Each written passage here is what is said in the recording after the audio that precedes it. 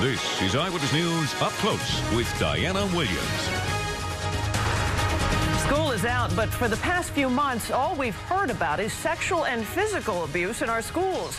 Is the city doing enough to keep abusive teachers out of the classroom? This morning, we talk with New York City Schools Chancellor Dennis Walcott. And President Obama's health care policy is a go. So what does it mean for you and for me? We're going to break it all down for you.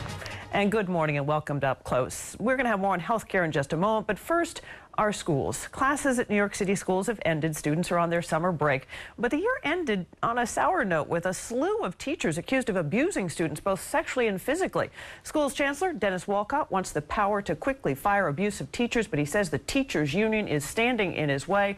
Chancellor Walcott back again with us this morning. Good to have you here. Good morning. How are you? Good. Good. Same here. You did have a lot of allegations of sex abuse against teachers, and it was in the news a lot. How many allegations are we talking about? I've seen some reports of 16. Is that the right number? It varies. I mean, it's around 13 to 16. One case is one case too many, and we've been working very hard to remove these individuals from our classrooms and trying to change the law so that way it's not in the hands of an arbitrator. Me as chancellor or future chancellors have the ability to make that final decision around these types of cases. And Mayor Bloomberg has proposed a law that's going to the state legislature so that if a teacher is accused, help me if I'm correct here, accused of sexual misconduct with a student, that they would be immediately fired? Is that how it would work? No, that's not it at all. Tell me how it would work. So the process is that there would be a review by the Special Commissioner of Investigation. If that investigation is substantiated, then it goes to an arbitrator, and an arbitrator would make a decision. What I'm saying in these types of cases, the Special Commission of Investigation would still do the review, and then at the end of the day, if it's substantiated, then I will be the final decision maker, or future chancellors would be the final decision maker in these type of cases.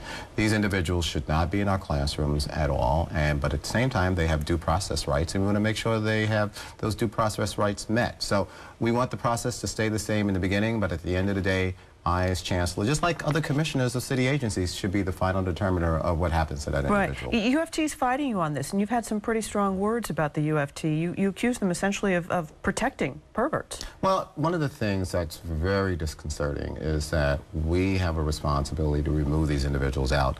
And a lot of times the UFT is there representing them, protecting them, and we feel that's inappropriate. So we've talked about it, the mayor's talked about it, I've talked about it, and at the end of the day, the legislature did not act this session.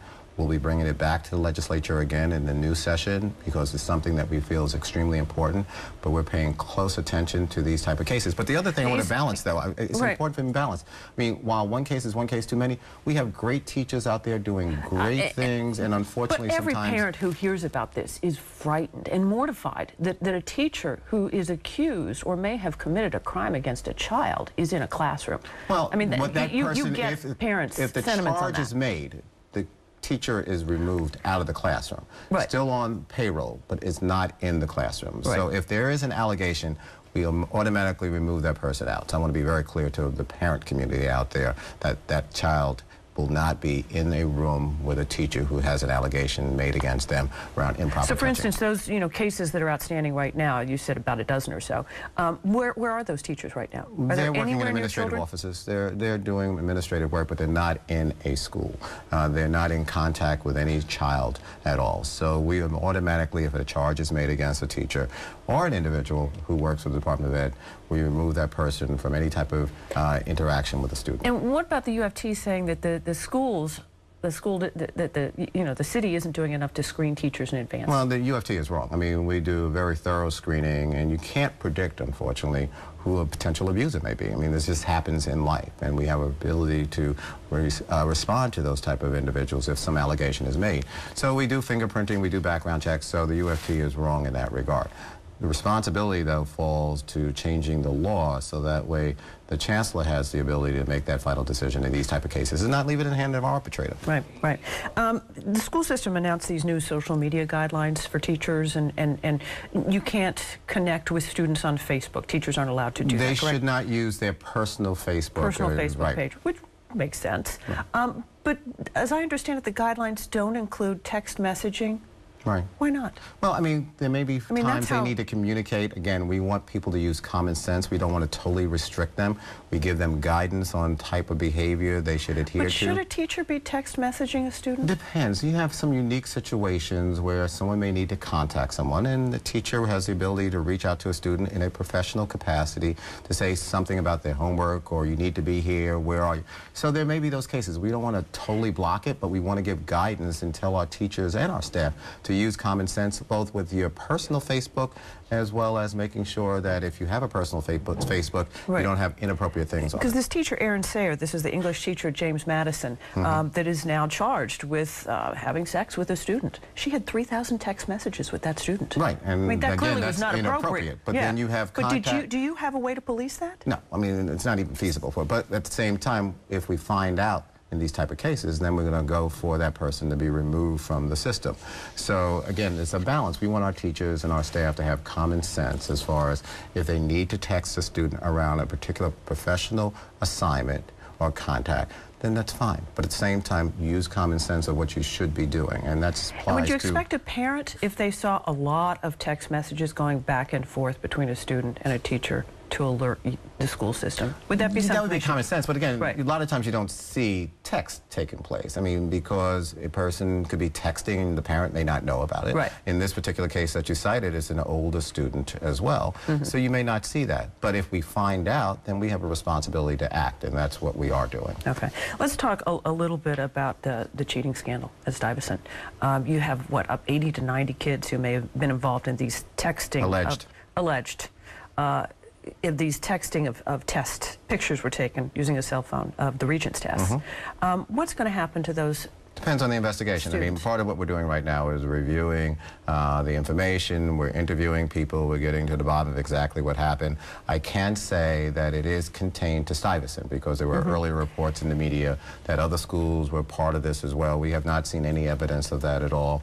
We have talked to people, and my folks and interviewers are out there talking to both teachers and students as well. So we're getting to it, and we'll make decisions based on the results of the fact-finding. There are some schools that have zero-tolerance policy for cheating. What's the... Well, that should be some schools. Every school should have a zero-tolerance policy. But meaning that if a student is caught cheating, they're out. No, but I don't know what that means, because let's dispel the rumors that they're out. We don't expel students in New York City at all. We do suspend students to alternative learning centers, but we don't have a policy where a student is expelled. So I know that was in the media as well.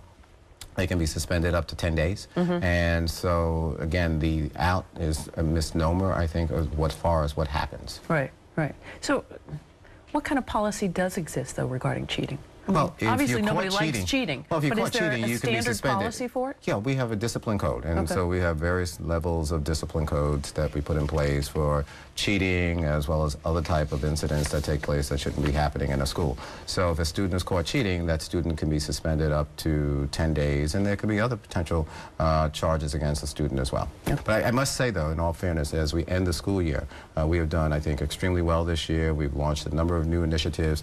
Just this past Friday, I met with a group of teachers who are just so committed to their students. So in addition to everything that's in the newspaper, there are a lot of positive things happening in our schools. So we have 75,000 teachers who are working extremely hard, and new schools that we're creating. So this coming September... And we talk a lot on Channel 7 about some of the great new programs. Yeah, I mean, this September when we opened, though. Grade this year, because it did seem to kind of end with a lot of I don't give grades. I think it was a good year. I mean, it was a good year. Compared to the years before, better than the years before? Yeah, because you see results are better. We have more quality schools in place. So in addition to the schools that we created over the last 9.5 years, we'll have 54 new schools potentially, depending on what happens with the arbitrator's ruling, up to 78 new schools that will open up this coming September. We'll have roughly 1,775 schools in the New York City public school system. Biggest frustration for you, though, is you've now been in this job for some time. You know, I never get frustrated. No, I'm serious. I mean, I have the greatest job in the world. There's 1.1 million students, 135,000 employees, a $24 billion budget. We serve 865,000 meals a day. I mean, we're doing quality things. Unfortunately, I know Channel 7 covers it, all the good stuff that's taking place in our schools, unfortunately, doesn't get attention. We just had, I attended 19 graduations over the last 2 weeks. Right. Very moving. We just had a celebration at Tweed this past week, what we call our remarkable graduates. People who have navigated through very difficult life circumstances, both physical, emotional, Right. mental, and a graduate.